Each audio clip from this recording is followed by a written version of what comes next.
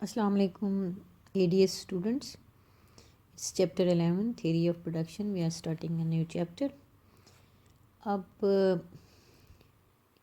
जो मैं पीछे में बता रही थी पीछे की एक्सरसाइज में आपने देखा वो तकरीबन एक ही सवाल जो है वो डिफरेंट अल्फाज में पूछा गया था और उसमें उनमें से वो जो इम्पॉर्टेंट है वो वही था कि आपने इलास्टिसिटी कैसे कैलकुलेट की है, क्रॉस इलास्टिसिटी पे नोट्स लिखे हैं, आर्क इलास्टिसिटी पे लिखे हैं और वो जो डिटर्मिनेशन थी वो सारी। अब आप देखें कि प्रोडक्शन क्या चीज़ है। प्रोडक्शन की डेफिनेशन आपके पास है, वो आपने बड़ी दफ़ा पढ़ी हुई है कि 4 फैक्टर्स ऑफ प्रोडक्शन हैं, land, labour, capital and organisation.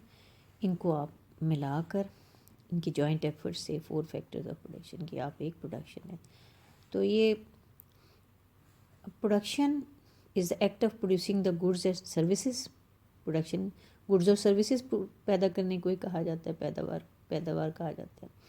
कि आपने इनपुट्स जो हैं जैसे धागा लेकर फिर चीज़ें दूसरी साथ मिलाकर तो आपने एक स्टाइलिश से कपड़े बना लिए, ठीक है। तो इनपुट्स को आप आउटपुट में ट्रांसफ़र कर देते हैं। ये चारों फैक्टर ऑफ प्रोडक्शन मिलकर जो उनके पास रॉ मटेरियल्स होते हैं उन्हें वो सर्विसेज में या आउटपुट में बदल देते हैं। तो एंड रिज़ल्ट क्या होता है? Production process is the output. वो कन्वर्ट कर देते हैं इनपुट्स को आउटपुट में। यही इसकी डेफिनेशन है। इसके आने के कोई चांसेस नहीं है, लेकिन आपने ये सिर्फ समझना है कि प्रोडक्शन असल में क्या होती है।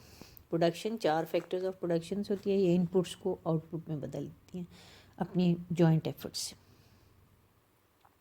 फिर प्रोडक्शन फंक्शन आ गया, ठीक है।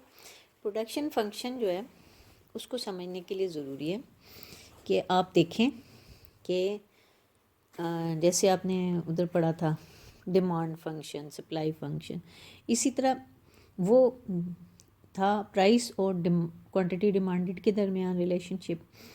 तो इसका मतलब फंक्शन वही है जो रिलेशनशिप्स को जाहिर करे। फंक्शन हम उसे कहेंगे जो रिलेशनशिप को करेगा। अब प्रोडक्शन फंक्शन ऐसा रिलेशनशिप है जो इनपुट और आउटपुट में रिलेशनशिप बना रहा है। Production function shows a physical relationship between inputs and output. More precisely, the firm's production function is merely a statement of maximum quantity of output. It can be produced with any specified quantities of labor, capital and ये इसकी तारीफ है, ठीक है, production function की। तो आगे ये कुछ तारीफ़ें दी हुई हैं और उस तारीफ़ को ज़्यादा डिटेल करके लिखा हुआ, लेकिन प्रोडक्शन फंक्शन की यही तारीफ़ है और आप इसको इतना ही याद करेंगे, ठीक है। अब हम इसको नेक्स्ट पेज पे जाते हैं और देखते हैं कि वहाँ पर हमने क्या किया है। इधर आ रही है एवोल्यूशन ऑफ प्रोडक्शन फंक्शन कि प्रोडक्शन फंक्शन ने कैसे तरक्की की। इस वक्त जो हम प्रोडक्शन फंक्शन देखते हैं वो जैसे कि एजवर्थ का ने बनाया, सैमुअलसन ने इस पे काम, लियनटिफ ने काम किया, ठीक है।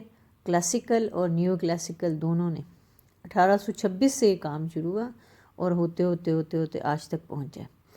लेकिन आपने इसमें से एवोल्यूशन में से मैंने जो मार्क किए हैं चीज़ें वो सिर्फ ये हैं कि क्लासिकल जो है ना उसको शॉर्ट रन प्रोडक्शन फंक्शन भी कहा जाता है। उसमें वो क्या करते हैं, क्वांटिटी या आउटपुट को करते हैं फंक्शन ऑफ लेबर और के ऊपर बार लगा हुआ है, यानी कि कांस्टेंट लेते हैं वो कैपिटल को शॉर्ट रन में, कि कैपिटल नहीं बदला जा सकता, लेबर की यूनिट्स आप बढ़ा सकते हैं, लेबर की इकाइयाँ बढ़ा सकते हैं।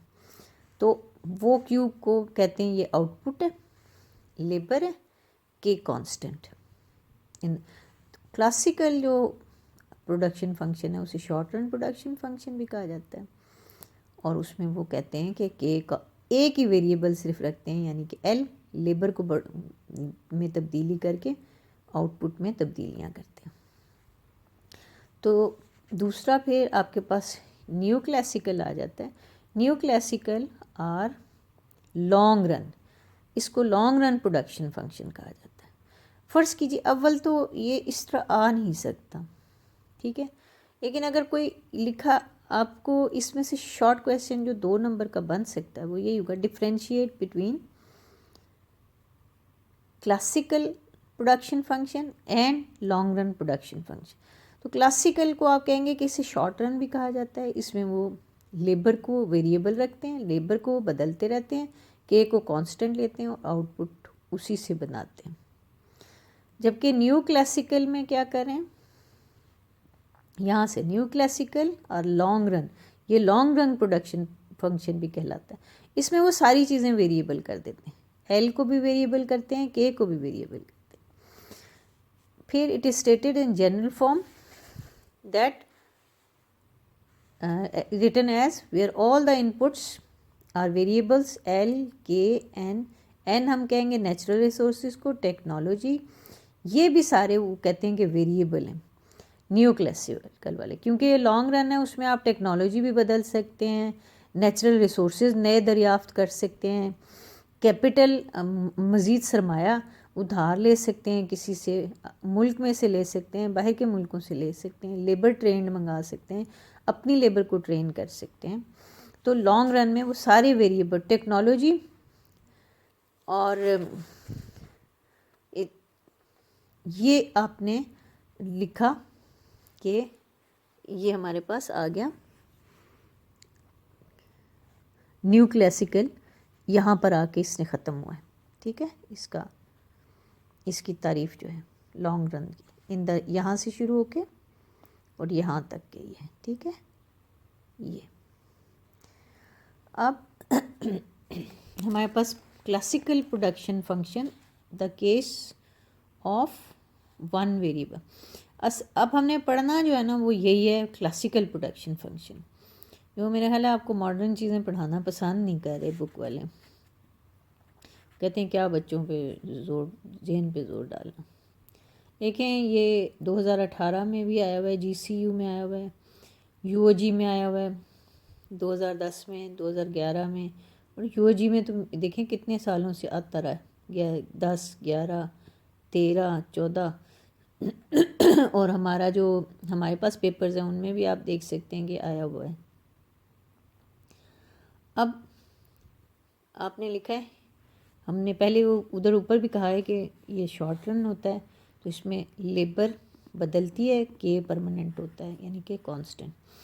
क्लासिकल ने कहा कि जी हम ना एक फैक्टर को कांस्टेंट रखते हैं और लेबर को वेरिएबल करते हैं, तो टोटल प्रोडक्शन बढ़ाते जाते हैं।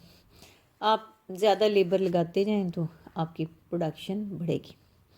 उन्होंने कहा कि अब जैसे कि एक शख्स है, उसके पास सेबों का बाग है या किसी भी फ्रूट आर्चर्ड यानी कि फ्रूट का, फलों का बाग है, कोई किसी भी फल का बाग है। अब वो वहाँ से क्या करता है कि एक बंदा एक लेबर लगाता है कि आप यहाँ से प्लक करो फ्रूट को ट्रीज़ पर से, वो उन्हें तोड़ता है। तो वो दिन में हो सकता है वो 10 पेटियाँ पैक करे या 20 कर दे सुबह से शाम तक, एक मजदूर। वो देखता है कि भाई इस तरह तो फ्रूट जो है वो दरख्तों पे गल सड़ जाएगा, वो गिरना, नुकसान होना शुरू हो, दूसरा लेबर लगाता है। वो दोनों मिलकर 40 से 45 पेटियाँ पैक करना शुरू कर देते हैं फ्रूट की। तो इसका मतलब है कि वो इंक्रीजिंग रिटर्न पे जा रहा है, ज़्यादा आउटपुट देना शुरू हो गए दोनों पैक लेबर मिल के। फिर वो तीसरा लगाता है, वो हो सकता है और ज़्यादा कर दें। फिर जब चौथा लगाएगा तो क्या होगा कि उसके कांस्टेंट रिटर्न्स पे आ जाएगा, कांस्टेंट आउटपुट पे आ जाएगा कि कोई ख़ास वसूलियाँ नहीं बढ़ रही होंगी। फिर उसके बाद अगर और ज़्यादा वो लेबर लगाएगा तो फिर वो ज़ाहिर बात है बैठ के गप लगाएंगे, एक दूसरे की देखा देखी काम चोरी करेंगे और एक दूसरे के ऊपर काम डालेंगे, तो वो नुकसानात शुरू हो जाएंगे, तो वो डिक्रीजिंग रिटर्न्स पर आ जाएगा। तो वो उन्होंने यही कहा कि जब आप नई लेबर लगाएंगे, नया लेबर, तो मार्जिनल प्रोडक्ट में इंक्रीज, मे रिमेन कांस्टेंट और मे डिक्रीज। जैसे जैसे आप लेबर बढ़ाते जाएंगे तो 3 ही चांसेस हैं कि आपकी मार्जिनल प्रोडक्ट जो आपने लेबर लगाया उसकी वजह से आपकी मार्जिनल प्रोडक्ट इंक्रीज़ हो जाए, कांस्टेंट रहे या डिक्रीज़ हो जाए।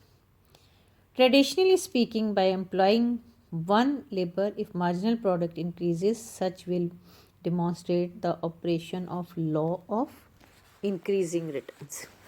जब आप एक मज़ीद यूनिट ऑफ लेबर लगाते हैं और वो आउटपुट में इंक्रीज़ देती है तो उसको हम कहते हैं लॉ ऑफ इंक्रीजिंग रिटर्न्स। अगर एमपी रिमेन्स कांस्टेंट तो हम उसे लॉ ऑफ कांस्टेंट रिटर्न्स कहते हैं। ये आपने एफएससी में पढ़ा हुआ है। अगर एमपी फॉल करना शुरू हो जाती है तो हम इसे लॉ ऑफ डिक्रीजिंग रिटर्न्स कहते हैं। अब ये सारे जो हैं ये आपने एफएससी में ना अलग-अलग पढ़े होंगे, increasing returns, constant returns, decreasing returns. लेकिन आजकल इनको ना सिर्फ एक ही लॉ, जिसको लॉ ऑफ वेरिएबल प्रोपोर्शंस कहा जाता है, उस नाम के तहत इन तीनों को एक ही डायग्राम में पढ़ा दिया जाता है। लेकिन लॉ ऑफ वेरिएबल प्रोपोर्शंस पढ़ने से पहले हम ये दो कॉन्सेप्ट जो हैं, टोटल प्रोडक्ट हम कैसे हासिल करते हैं कि जब आप नंबर ऑफ लेबर जो हैं वो फर्म जो कुछ प्रोड्यूस कर रही है वो उसकी टोटल प्रोडक्ट 50 मोटरसाइकिल्स बना रही है 10 लेबर लगा के, तो टोटल आउटपुट क्या है 50 मोटरसाइकिल प्रोड्यूस्ड बाय 10 लेबर। अब एवरेज प्रोडक्ट क्या है कि 50 मोटरसाइकिल प्रोड्यूस किए हैं तो उनको 10 लेबर पे डिवाइड कर देंगे तो 5 एवरेज प्रोडक्ट इस 5 मोटरसाइकिल्स। ठीक है। मार्जिनल प्रोडक्ट क्या होगी, जो कि एडिशन हुई है टोटल प्रोडक्ट में किसी भी यूनिट एक लेबर को इंक्रीज़ करने से। फिर वो कैसे होगा, वो delta Q over delta L होगा। ठीक है, उसको हम कहेंगे marginal product. Change in quantity और चेंज इन लेबर। ये आपके पास आ जाएगा प्रोडक्शन फंक्शन और slope of TP curve. As production function is Q is function of labor, accordingly MP is delta Q over delta L dQ over dL। अब आपने समझ लिया टोटल प्रोडक्ट क्या है, मार्जिनल प्रोडक्ट क्या है, एवरेज प्रोडक्ट। एवरेज तो आपको पता है ना, औसत कैसे आप कैलकुलेट करते हैं कि सारे जितने भी क्लास के बच्चे हैं उनकी उम्रें, अगर हम कहेंगे आप बताएं कि फर्स्ट ईयर ICS की उम्र का एवरेज क्या है, तो सबकी उम्रें लेकर उनको प्लस कर दिया जाएगा और नंबर ऑफ़ गर्ल्स पे डिवाइड कर देंगे तो एवरेज उम्र निकल आएगी। ठीक है। फिर ये है कि मार्जिनल जो है, मार्जिनल प्रोडक्ट जो है किसी भी फर्म की इस तरह होती है कि आपने एक लेबर लगाया तो उसने 10 प्रोडक्शन दिए, दूसरा लेबर लगाया तो अब 25 हो गई, तो 25 में से आप 10 पीछे वाले को निकालेंगे, प्रीवियस नंबर को, 25 में से 10 तो 15, यानी दूसरा जो है उसका जो मार्जिनल प्रोडक्ट है वो 15 है। जब आप तीसरा लगाते हैं तो वो फिर और बढ़ती है, वो 40 नहीं बल्कि 45 होती है। इसका मतलब है और मार्जिनल प्रोडक्ट बढ़ी है। ठीक है। आप पीछे वाले में से आगे वाले में से पीछे वाले को, यानी कि कमिंग में से प्रीवियस वाले को माइनस करते हैं तो मार्जिनल आ जाती है। मार्जिनल का कॉन्सेप्ट तो आपने मार्जिनल यूटिलिटी में भी पढ़ा हुआ है, मार्जिनल रेवेन्यूज़ में भी पढ़ा हुआ है। मार्जिनल का कॉन्सेप्ट तो हर जगह पर आ रहा है ना जी। जो addition to total output that result from a unit increase in the employment of labour, ये मार्जिनल प्रोडक्ट की ये तारीफ है इसमें। ठीक है, ये आपके पास आज का लेक्चर है। और बेटे अगर कोई भी आपको प्रॉब्लम हो तो आप पूछें। और मुझे थोड़ा सा है कि शायद लेक्चर्स मैंने जब शुरू में 26 तारीख के बाद मेरे ख़्याल है मैंने आपको 1 या 2 लेक्चर भेजे थे, उसकी वजह से ना इसके नंबरिंग में थोड़ी सी होगी क्योंकि वो मुझे सही तरह याद नहीं रहे। तो you people are quite intelligent कि आप इसको समझेंगे और इसे पढ़ा करें। और हम काफ़ी इतनी ज़्यादा स्पीड नहीं रखी हुई मैंने, और ये इंशाल्लाह ये प्रोडक्शन वाला ख़त्म हो जाएगा। Thank you.